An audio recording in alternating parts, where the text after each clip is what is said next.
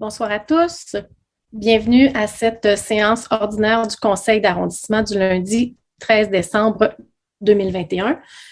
Comme vous le constatez, après une séance en novembre où nous nous sommes réunis physiquement à l'Hôtel de Ville, à la mairie de La Salle, nous reprenons pour le mois de décembre notre habitude de conseil virtuel en tout respect des consignes sanitaires et vu les différentes hausses de cas qu'on a constatées là, au cours des derniers jours. Alors, Madame Matida, nous sommes prêtes à commencer. Donc, adoption de l'ordre du jour. Oui, alors, appuyé de Mme Josée Troillo, je propose l'adoption de l'ordre du jour de la séance du Conseil d'arrondissement avec l'ajout du point 30.01, nomination. 10.03, période de questions du public. Merci. Nous avons reçu 7 questions. Je vais donc en faire la lecture et répondre à chacune d'entre elles. La première question nous vient de M. Reynald Dandurand de la rue Ducas.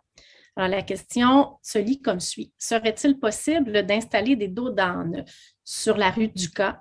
Il y aura bientôt 4 écoles le long de cette rue. La circulation est abondante et il y a beaucoup d'excès de vitesse. Monsieur Dandurand, merci pour votre question. Il y a présentement en étude au comité de circulation donc des plaintes, différentes plaintes qui ont été faites concernant la vitesse sur la rue Ducas. Selon les résultats des comptages que nous aurons au cours de l'année, que nous avons fait au cours de l'année 2021, mais dont nous aurons les résultats au cours des prochaines semaines ou prochains mois, le comité de circulation pourra émettre des recommandations au conseil d'arrondissement et, le cas échéant, apporter des correctifs et des améliorations pour permettre de réduire la circulation et ou la vitesse sur la rue Ducas. Mais nous devons attendre les résultats de ces différents comptages-là avant de faire quelque intervention que ce soit. Mais assurément, les résidents de la rue seront tenus au courant des résultats et des recommandations qui émaneront du comité de circulation. La deuxième question nous vient de M. Louis Tremblay de la rue Ménard. Je la lis. Voiture de luxe avec système de silencieux modifié, non original. Lorsque le véhicule démarre à froid, le son qui est produit par ce système modifié est excessivement bruyant, à tel point que les vitres en façade de ma demeure en vibrent. Y a-t-il un règlement municipal pour le bruit indésirable et comment doit-il être appliqué? Merci, M. Tremblay. Les dispositions du Code de la sécurité routière du Québec régissent les normes pour les systèmes d'échappement des véhicules. Donc, cette loi qui est donc une loi québécoise, est appliquée par la police ou par la SAAQ, donc la Société d'assurance automobile du Québec. On va assurément, avec grand plaisir, informer le poste de quartier de la problématique pour qu'ils assurent une surveillance particulière sur votre rue. La troisième question nous vient aussi d'une résidente de la rue Ménard. C'est Mme Tania Del Olio. Bonjour, je voudrais savoir si c'est normal que mes voisins en face, plusieurs véhicules à la fois, sont toujours stationnés en double pour plusieurs heures avec leur moteur allumé, qui cause beaucoup de trafic et très dangereux pour les autres. Aussi, leurs véhicules sont modifiés avec des mufflers qui font beaucoup de bruit, tellement fort que mes vitres de maison bougent. Sans exagérer, est-ce qu'il y a quelque chose que je peux faire sans qu'ils savent que ça vient de moi? Est-ce que vous pouvez me dire s'il y a une loi pour cela ou je dois vraiment contacter la police? Donc, ici aussi, Mme Delolio, c'est le Code de la sécurité routière qui s'applique, qui régit les normes pour les stationnements des véhicules. Cette loi étant appliquée par la police, nous allons aussi informer le service de police de la problématique. Ils pourront assurer une surveillance particulière sur votre rue. Donc maintenant, si on passe aux questions déposées sur le formulaire en anglais, la première question nous vient de Mme Mariette Desrosiers de Terrasse Centrale. Donc, pourquoi, la question a été posée en français, pourquoi a-t-on enlevé l'éclairage de l'abribus au coin de la terrasse centrale, très sombre le soir, non sécuritaire? Madame Desrosiers, nous allons transmettre une demande aux travaux publics afin d'évaluer la situation. Malheureusement, à moins que Madame Sirène ait une information complémentaire à ce moment-ci, nous allons valider la raison pour laquelle l'éclairage a été retiré et si on est en mesure de le remettre, nous allons communiquer avec vous directement pour vous donner l'information. Bon, merci. Madame Desrosiers se questionnait aussi en seconde question pourquoi le formulaire s'était ouvert en anglais et non en français alors qu'elle voulait poser cette question en français. Donc, je le lis. Pourquoi ce formulaire s'ouvre-t-il en anglais et non en français? Pas d'onglet pour le modifier d'anglais à français. En fait, la raison est très simple, Madame Desrosiers, c'est que le formulaire s'ouvre dans la langue de la page du site web de la Ville de Montréal que vous avez sélectionné. Donc, si vous étiez sur le site en version anglaise, naturellement, le formulaire de questions va s'ouvrir en anglais. Donc, vous allez avoir le formulaire en anglais. Et c'est la même chose si vous étiez sur le site Internet en version française. Vous auriez eu directement accès au formulaire français. Donc, il faut choisir la langue avant de cliquer sur le formulaire pour poser la question pour la séance du conseil.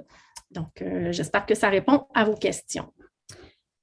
La prochaine question nous vient de Madame Janet Dupuis de la rue Maroni.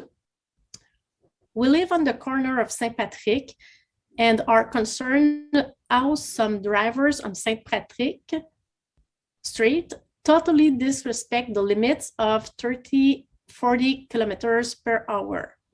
I regularly see here cars, city buses, and large construction trucks driving far too quickly. With the new development just across the canal in Lachine, the amount of traffic has only increased and will continue to do so as the housing development progresses.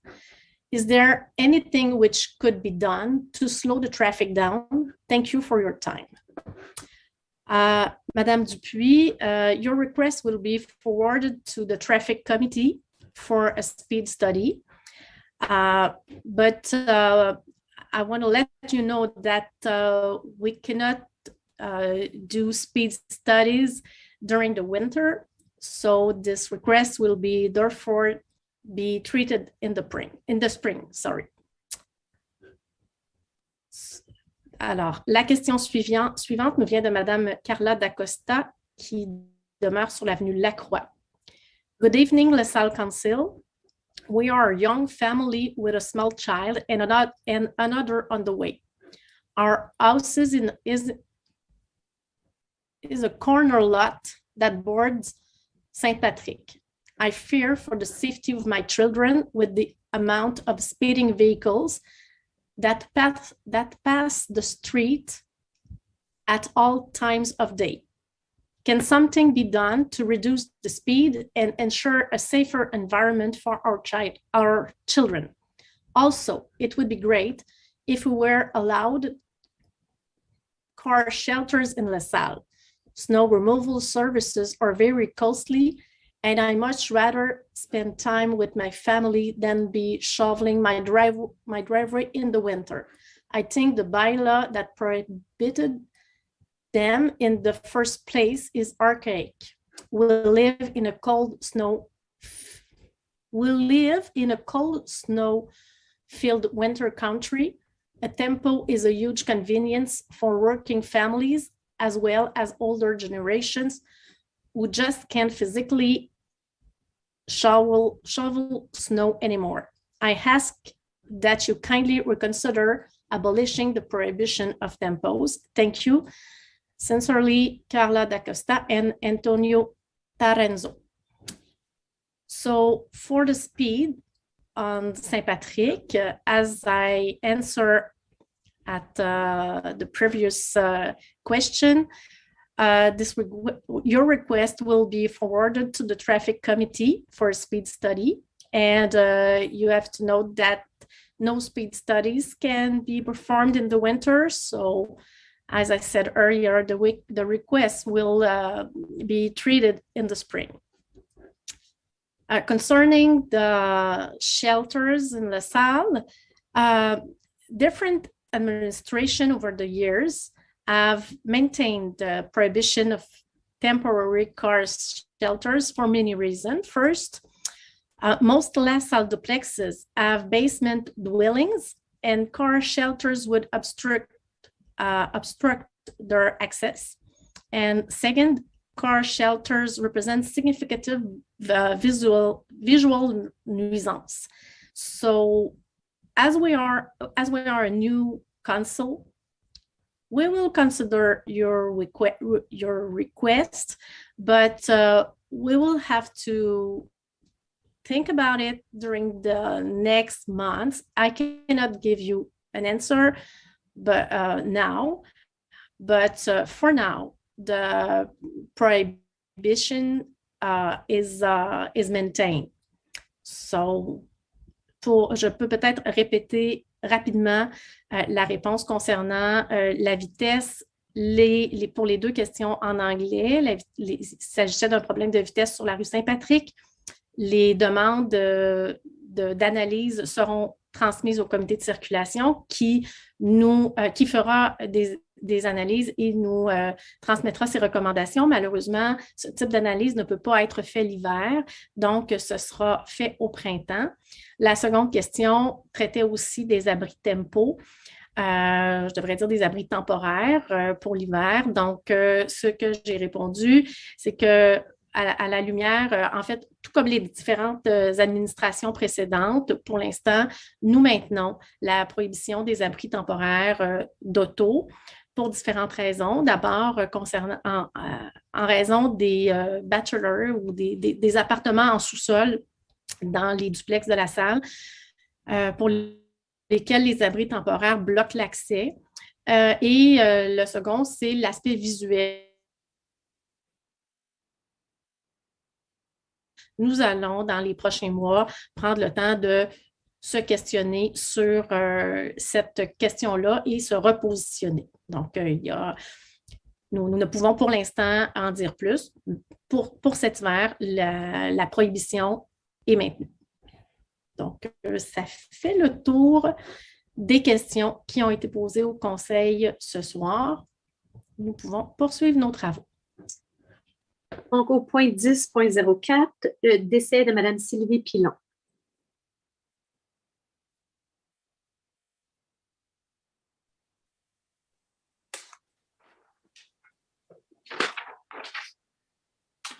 Alors, je propose d'offrir les plus sincères condoléances à la famille de Mme Sylvie Pilon à la suite de son décès et je suis appuyée de M. Auger. 10.05, décès de Mme Christine Comtois. Je propose d'offrir les plus sincères condoléances à la famille de Mme Christine Comtois à la suite de son décès et je suis appuyée par Mme Daniela Romano. 10.06, approbation des procès-verbaux. Je propose l'approbation des procès-verbaux des séances extraordinaires du Conseil d'arrondissement tenues le 25 novembre à 18 h et le 6 décembre 2021 à 13 h et de la séance ordinaire du Conseil d'arrondissement tenue le 25 novembre 2021 à 19 h, le tout appuyé de Mme Laura Palestini. 10.07, dépôt du compte-rendu du comité consultatif.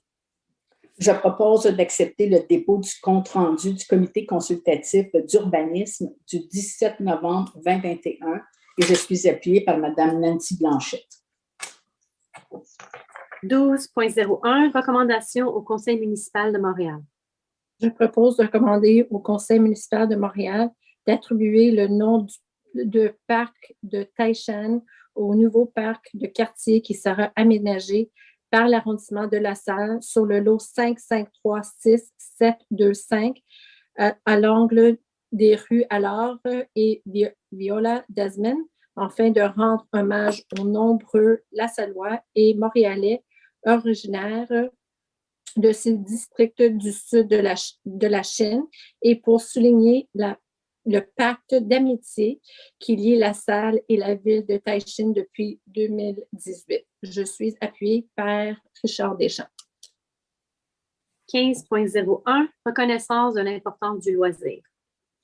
Je propose l'arrondissement de la salle tient à reconnaître l'importance du loisir public comme étant un service essentiel, incontournable au développement socio-économique et culturel des communautés. Il constitue un apport indéniable à la santé, tant physique que mentale et sociale de toutes et de tous. Nous tenons à souligner l'exceptionnelle contribution des organismes partenaires en loisirs publics qui contribuent à dynamiser nos quartiers et qui ont su démontrer une résilience exemplaire tout au long de la pandémie de la COVID-19 afin de constamment adapter les offres de services. L'arrondissement de la salle s'engage à jouer un rôle actif en collaboration avec les acteurs du loisir montréalais afin de doter la métropole d'une vision du loisir public et ainsi positionner la ville de Montréal comme une réelle leader nationale en la matière, ce qui inspirera la toute première politique montréalaise du loisir public. L'arrondissement de la salle appuie donc la déclaration adoptée à l'unanimité par le conseil municipal le 23 août 2021, reconnaissant ainsi toute l'importance du loisir public à Montréal. Je suis appuyé par M. Benoît Auger. 15.02, déclaration des membres du conseil d'arrondissement. Oui, alors appuyé de Mme Nancy Blanchet, je propose de déposer la déclaration des membres du conseil d'arrondissement élus le 7 novembre 2021 à l'effet qu'ils sont adéquatement protégés contre la COVID-19 afin d'assumer leurs fonctions. Et ça inclut l'ensemble du conseil.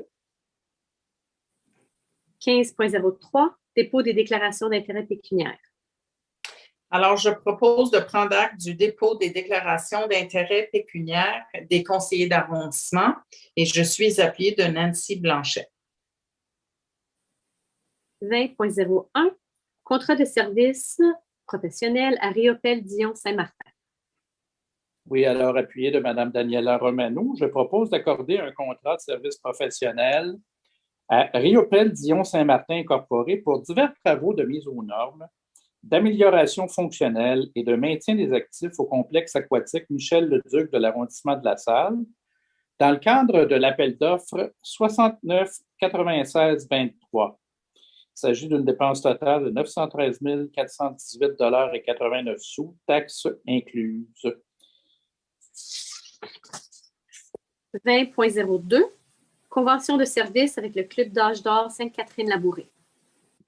Alors, je propose d'autoriser la signature de la convention des services avec le Club Âge d'or Sainte-Catherine-Labouré pour la gestion du chalet situé au 500 rue La Plante et des plateaux sportifs situés au parc Janotte du 1er janvier au 31 décembre 2022 et autoriser un déboursé maximum de 1 800 $, toutes les taxes incluses à cet effet, et je suis appuyée de Michel Noël. 20.03, convention de service avec le Club d'âge d'or Saint-Élisphore. Appuyé de Richard Deschamps, j'autorise la signature de la convention de service avec le Club d'âge d'or Saint-Élisphore de la Salle pour la gestion du chalet situé au 8827 rue Bérise et des plateaux sportifs situés au parc Hébert pour la période du 1er janvier au 31 décembre 2022 et autoriser un déboursé maximum de 800 $, toutes taxes incluses à cet effet.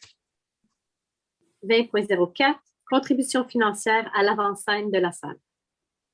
Alors, je propose d'accorder une contribution financière de 1 800 $ à l'avant-scène de la salle pour la réalisation de décors pour la pièce Un graffiti présentée au Théâtre du Grand Sault du 20 au 23 janvier 2022 dans le cadre du programme Soutien à la création et production artistique de la politique de reconnaissance et de soutien des organismes de la salle. Accorder une contribution financière de 300 $ pour la réalisation du programme Souvenir et d'une affiche de commanditaire et je suis appuyée de M. Richard Deschamps.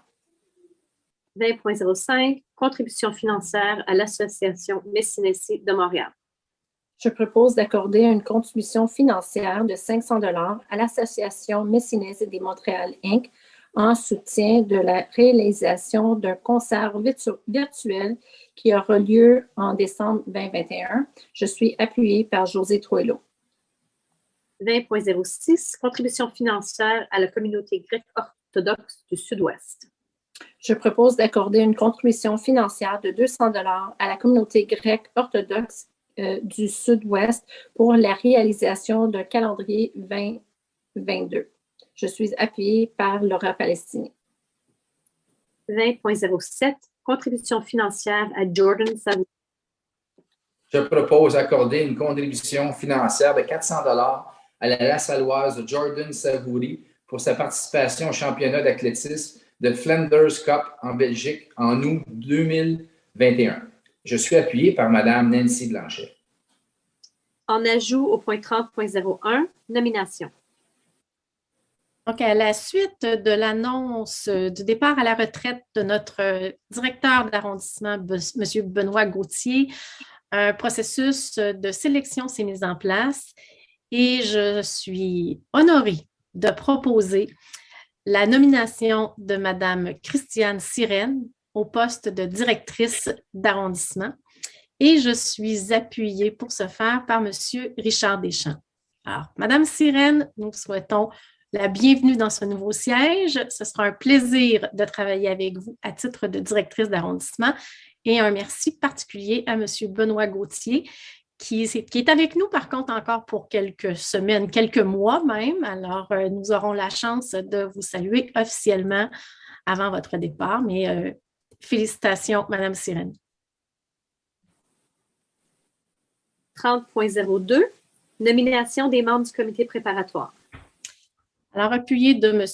Benoît Auger, je propose de nommer Mme la conseillère de ville Laura Anne Palestini et Mme la conseillère d'arrondissement Daniela Romano, membres du comité préparatoire des séances du conseil pour les mois de janvier, février, mars et avril 2022.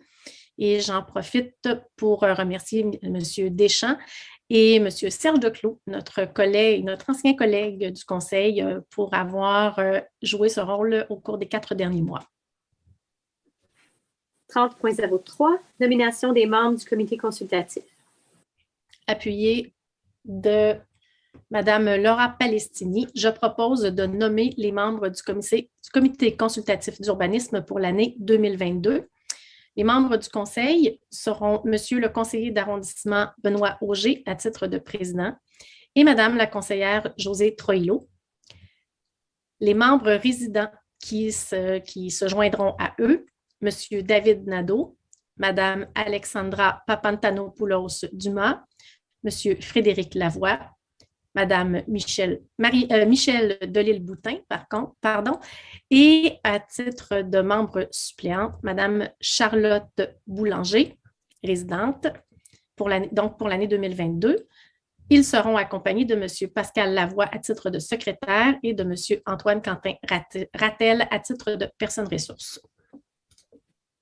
30.04, mairesse suppléante pour les mois de janvier à avril 2022. Appuyé de Mme Daniela Romano, je propose de nommer Mme la conseillère de ville Laura Anne Palestini à titre de mairesse suppléante pour les mois de janvier à avril 2022.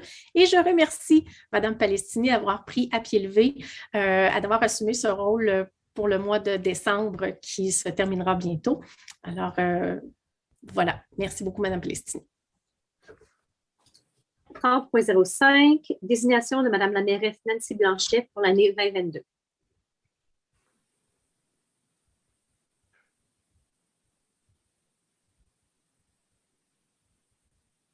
Excuse-moi. Alors, je propose la désignation de Mme la mairesse Nancy Blanchet pour l'année 2022 et je suis appuyée de M. Richard Deschamps. Vous devez préciser à quel titre, s'il vous plaît, Mme Palestini? Excuse-moi, mairesse.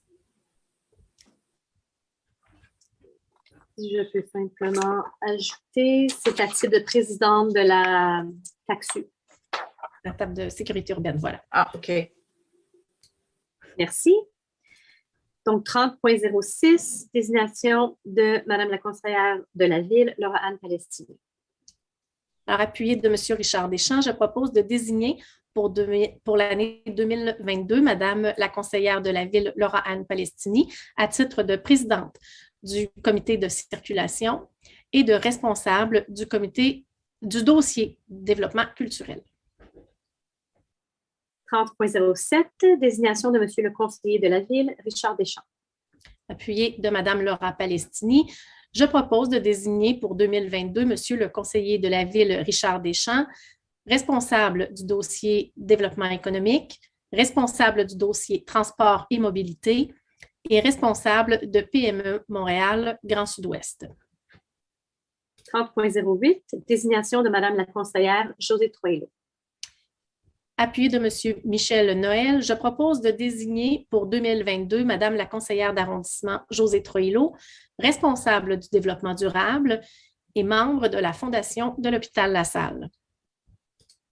30.09, désignation de Mme la conseillère Daniela Romano. Appuyé de M. Benoît Auger, je propose de désigner pour 2022 Mme la conseillère d'arrondissement Daniela Romano, présidente du comité de la soupe, responsable du dossier diversité culturelle, responsable du dossier accessibilité universelle et membre de la Fondation de l'hôpital La Salle. 30.10, désignation de M. le conseiller Michel Noël. Appuyé de Mme Josée Troillo, je propose de désigner pour 2022 M. le conseiller d'arrondissement Michel Noël, responsable du dossier sport et loisirs, membre du comité de la soupe, membre du comité de la table d'action et de concertation en sécurité urbaine, membre du comité de pilotage du budget participatif. 30.11, désignation de M. le conseiller Benoît Auger. Appuyé de Mme Daniela Romano, je propose de désigner pour 2022 M. le conseiller d'arrondissement Benoît Auger, responsable du dossier développement social et communautaire, membre du comité de circulation, membre du comité de pilotage du budget participatif.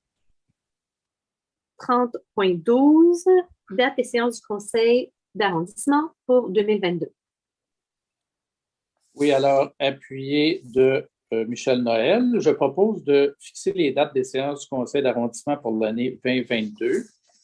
Et normalement, c'est toujours le premier lundi du mois, excepté qu'au mois de janvier, ce sera le 17, si je ne m'abuse. Voilà. Donc, M. Deschamps, voulez-vous lire les dates pour l'année ou préférez-vous que je le fasse? Malheureusement, je ne les ai pas sur ma feuille. Je n'ai pas accès. Je ne me rappelle pas par cœur. Si vous voulez, je vais les lire et puis simplement les confirmer. Ouais. Donc, les dates pour 2022 vont être le 17 janvier, le 7 février, le 4 mars, le 4 avril, le 2 mai, le 6 juin, le 4 juillet, le 8 août, le 6 septembre, le 11 octobre, le 7 novembre et le 5 décembre. Donc, êtes-vous d'accord, M. Deschamps? Tout à fait. C'est les dates que nous avions dans nos dossiers. Parfait, merci bien. La prochaine fois, on les inscrira sur nos papiers, ça va être plus facile. 30.13, dérogation à la politique de reconnaissance de la salle. Appuyé de Michel Noël, je propose d'autoriser une dérogation à la politique de reconnaissance et de soutien des organismes de la salle pour l'année 2021 afin de bonifier le soutien financier au fonctionnement de certains organismes éligibles en raison de la pandémie de la COVID-19. 30.14, activité de financement des cyclones de la salle. Je propose d'autoriser l'activité de financement de distribution de breuvages de l'Association du hockey mineur de la salle, les Cyclones, à l'Aréna Jacques-Lemaire du 8 janvier au 13 mars 2022. Et vous êtes appuyé. Et je suis appuyé par M. Benoît Auger. Merci. 30.15, liste des bons de commande autorisés.